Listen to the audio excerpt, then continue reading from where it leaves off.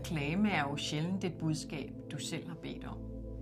Det kommer oftest uopfordret og uinviteret, og har det med at dukke op på de forkerte tidspunkter.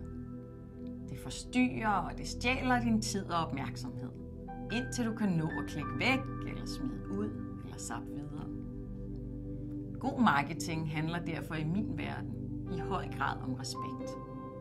Som marketingfolk skal vi fra første sekund være i stand til at berige eller hjælpe modtageren. Vi skal underholde, overraske og stimulere i en sådan grad, at det bliver interessant at lytte til os. Blive sammen med os og i sidste ende købe ind på det, vi står for. Det er derfor super vigtigt, at vi er værdiskabende. At det, vi kommer med, er præget af kvalitet og af respekt. Respekt for, hvem modtageren er, og respekt for, hvor ofte og hvordan vi påvirker modtageren.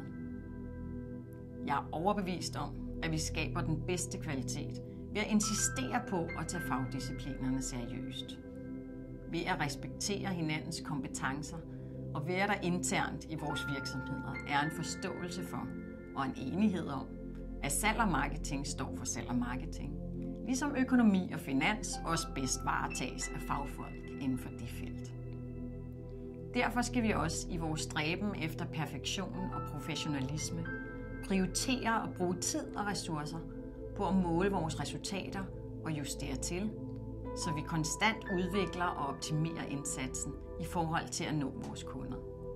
Det er ikke altid, det lykkes, men med respekt for den opgave, vi skal løse, og de resultater, vi skal skabe, kan vi på den måde også tillade os at være modige og gå nye veje, og så bliver det nok lidt lettere at få lov at stjæle lidt tid og opmærksomhed.